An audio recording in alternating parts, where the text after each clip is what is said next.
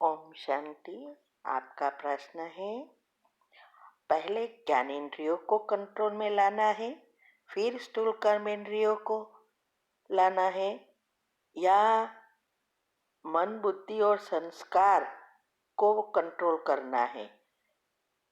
क्या यही सही विधि है? उत्तर है, देखो, एक है ज्ञानेंद्रिया जो कर्मेंद्रियों से जुड़ी है, और साथ आत्मा की सूक्ष्म कर्मेंद्रियों कहो या शक्ति कहो, ये भी जुड़ी है, जो उनको चलाती है। तो ये सब को चलाने वाला तो मन है, जो आत्मा से जुड़ा है। और मन को अगर काबू में लाना है तो उनको लगाम लगानी पड़ती है। मन को कहते हैं घोड़ा, है ना? तो घोड़ा भी जब उनको ट्रेनिंग नहीं मिली हुई है तो वो भी बहुत चंचल होता है। तो पहली बार लगाम लगाते समय बहुत उछलता है, लेकिन जब लगाम लग जाती है तो वो बहुत अच्छी रीति काम करता है। ऐसे ही अभी जो हमारा मन रूपी घोड़ा है वो बहुत दौड़ता ही रहता है, भागता ही रहता है। अभी उसको भी काबू में लाने के लिए लगाम लगानी पड़ेगी, और वो लगाम है बुद्धि। तब हम ये सभी चीजें कंट्रोल में आ जाएगी, क्योंकि मन इतना अच्छा बन जाएगा तो वो जो आप कहेंगे वही करेंगे।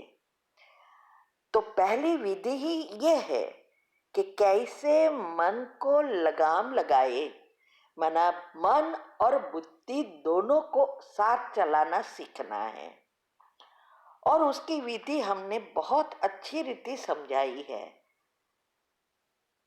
बहुत सारे टॉपिक में है, और रोज ये प्रश्न के उत्तर में भी मैं यही बता रही हूँ, क्योंकि हमने वो किया विधि, तब हम यहाँ तक पहुंचे।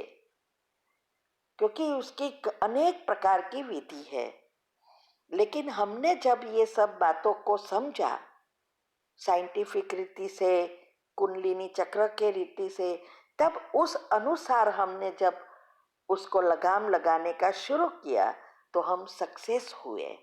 वही बात हमने यूट्यूब पर रखी भी है।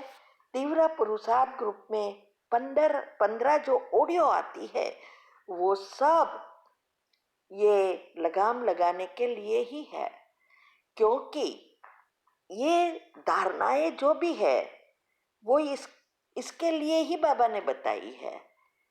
माना भगवान ने हमें बताया है कि कैसे मन को लगाम दे सके, और इसके लिए जरूरी है ये धारणाएं, क्योंकि धारणाएं ही हमें अंतमति सुगति कराएगी। इसीलिए ये अगर आप ये बातों को अच्छी रीति फॉलो करेंगे तो आप भी बन जाएंगे। आपको तो शॉर्टकट मिल रहा है, हमने तो कितने साल लगा दिए। तो पहले तो मैं ये कहूंगी, आप अच्छी रीति इस बातों को समझो और प्रैक्टिकल करो। चैनल का नाम है शिव शक्ति मेडिटेशन बीके कुसुम। फिर सब्सक्राइब करेंगे तो प्लेलिस्ट में जाएंगे और वहाँ आपको सब ग्रुप वाइज मिलेगा। वैसे तो सारे राज और सब कुछ रखा है। जितना आप इस बातों को समझने का प्रयत्न करेंगे, बुद्धि ऑटोमेटिक घिसेगी और आपके चक्र के लेयर्स खुलते जाएंगे, पॉजिटिव बनते जाएंगे, बदलते जाएंगे। तो ये सारी प्रोसेस हमने बताई है, वो फॉलो करो।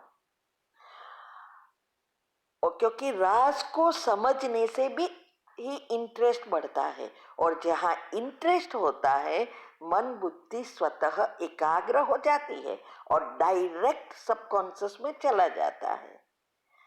तो हमें वो चीज़ हासिल हो जाती है। साथ साथ लाइक शेयर और कमेंट करेंगे तो आपका दुआ का खाता भी बढ़ेगा, जो हमें बहुत आगे पहुंचाता है। कमेंट करने का अर्थ ये नहीं कि सिर्फ लखो ओम शांति गुड है, नहीं। जो टॉपिक आपने सुना, उस टॉपिक से आपको क्या समझा, वो दूसरों को प्रेरणा मिले, ऐसे कमेंट करने से दुआ मिलती है। जब तक दूसरे नहीं पढ़ते या सुनते या फॉलो करते, तब तक दुआएं नहीं मिलती। तो ये सब पहले समझना है। तो अगर हमें सॉफ्टवेयर बदलना है तो मन को ही बदलना पड़ेगा, कर्मेंद्रियों को नहीं। तो सिर्फ सोचने से नहीं होगा, क्योंकि सारा दिन विचारों की उत्पत्ति तो होती ही रहती है। साइंस अनुसार कहते हैं 60,000 विचार चलते हैं, लेकिन सब तो प्रैक्टिकल नहीं होंगे ना। उसके लेयर्स बनते जाते हैं, उस अनुसार हमारे सेल्स बनते जाते हैं, और सेल से डीएनए सेट होती है, और साथ साथ न्यूरॉन हार्मोन्स भी उससे ही बदलते हैं। तो ये जो है कर्मेंद्रियों को, ये अगर हमें कंट्रोल करना है तो ये सॉफ्टवेयर बदलना पड़ेगा, मन को बदलना पड़ेगा, मन को क्रिएटिव बनाना पड़ेगा पॉजिटिव विचारों से। तो ये रोज हम बता रहे हैं, तो आपको ये फॉलो करना पड़ेगा। तो सवाल ही नहीं उठता कि किसको कंट्रोल में लाए। सिर्फ सोचने से कभी भी कंट्रोल में नहीं होगा। फीलिंग से ही संकल्प रूपी बीज बो सकते हैं।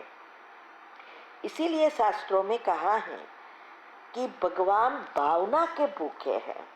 आजकल दुनिया में देखो तो लोग कितने डोनेशन करते हैं, कितनी पूजा पाठ करते हैं, मंदिर बनाते हैं, लेकिन फल नहीं मिल रहा है और ही पाप कर्म बढ़ते जा रहे हैं।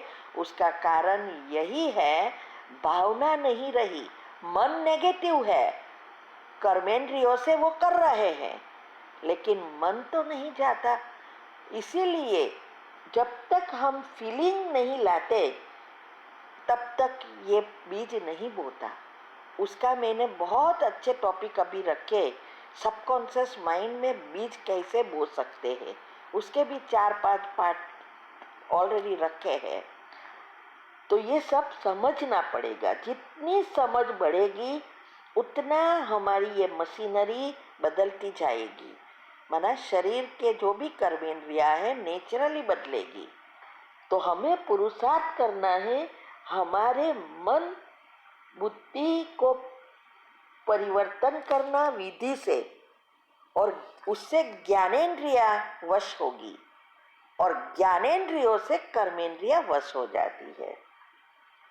तो ये जो सबकॉन्शियस माइंड के 3 नियम हैं, वो कैसे काम करता है, उसको जितना प्रैक्टिकल करेंगे उतना आप जल्दी सफलता प्राप्त करोगे। हमारी पुरुषार्थ इससे ही बड़ा है। ये सब बातों को हमने अच्छी रीति समझा और प्रैक्टिकल किया। तो ये बीज बोना अर्थात अच्छे कर्म करना, और कर्म कर्मेंद्रियों से होता है, लेकिन उसका सॉफ्टवेयर पहले मन के अंदर बनता है। तो सारा पुरुषार्थ ही आत्मा समझकर आत्मिक स्मृति बनाना है। तो ये विचारों से नहीं होगी, विधि से जब करेंगे तो स्वतः फील होता है। स्मृति नेचुरल बनती जाती है, गट्ट होती जाएगी। ये फीलिंग की बात है।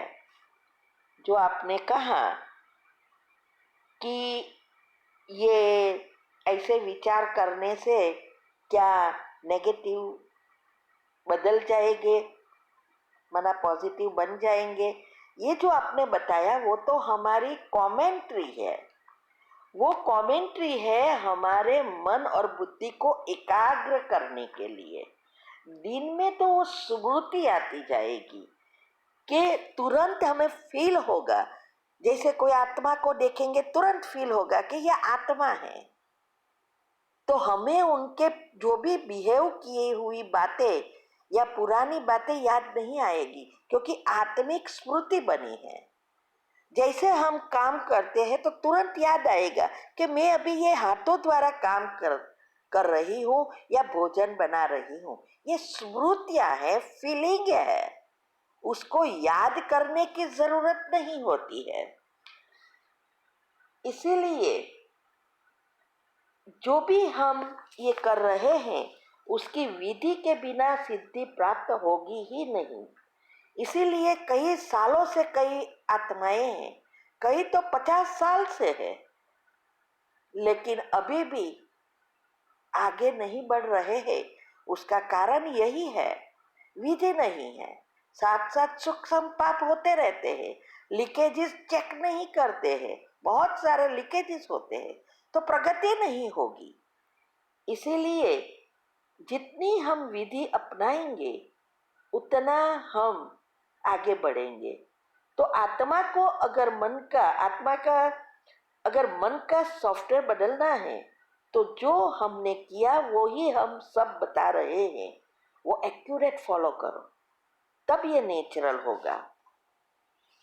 आत्मा की बैटरी चार्ज होती है सिर्फ योग से। संचित कर्म भस्म होंगे, जो हमारा जो नेगेटिव लेयर्स है वो जब डिस्ट्रॉय होंगी, संचित कर्म और कुछ नहीं है, नेगेटिव लेयर्स बने हैं, इलेक्ट्रॉन जिसको कहते हैं साइंस वाले। तो ये सब बीजरूप स्थिति जो है उसमें ही बहुत बल्क में माना बहुत सारे पाप कर्म भस्म होंगे और आत्मा में शक्ति भरेगी। जैसे भोजन लेना अलग बात है और उसको पचाना अलग चीज है। भोजन शुद्ध, पवित्र, शक्तिशाली चाहिए, पौष्टिक चाहिए, लेकिन पचाना उसमें बहुत कुछ आ जाता है। कैसे खाते हैं, कैसे सोते हैं, कैसे पानी पीते हैं, कैसे उसको पचाते हैं, बहुत महत्व का है। कुछ किस विचारों से खाते हैं ये भी इसमें आ जाता है। तब हमारे अंदर रोग प्रतिकारक शक्ति बढ़ती है। घर में सब एक जैसा भोजन लेते हैं, जितने भी आत्माएं हैं सब एक जैसा ही पकाते हैं ना, कोई अलग अलग तो नहीं पकाते। फिर भी कोई जल्दी बीमार पड़ जाते, कोई बीमार पड़ते ही नहीं। ये सब क्या है? ये पचाया नहीं है भोजन। साथ साथ इसके कारण हमारे जो पाप कर्म है वो एकत्रित हो जाते हैं उस जगह पर। तो ये भी आत्मा का भी ये पौष्टिक भोजन है। और व्यर्थ, नेगेटिव, टॉक्सिक विचार जो है वो जंक फूड है जो आत्मा को बीमार कर दिया है। तो ये भोजन लेना माना आत्मा का चिंतन करना, गुणों का चिंतन करना, ये सब है भोजन लेना। लेकिन उसको पचाना अर्थात कितना मनन, चिंतन, मंथन करते हैं उस अनुसार आत्मा की शक्ति बनती है। और इसमें ही तो नंबर पड़ते हैं, 33 करोड़ से 9 लाख और 9 लाख में से 108। तो हमारे एक एक सेल्स जो है वो हमारे विचार पर आधारित होते हैं। इसीलिए ये विधि जो बताई है वो सब आपको फॉलो करेंगे तब ये आपकी ये अवस्था बनेगी। ठीक है? ओम शांति।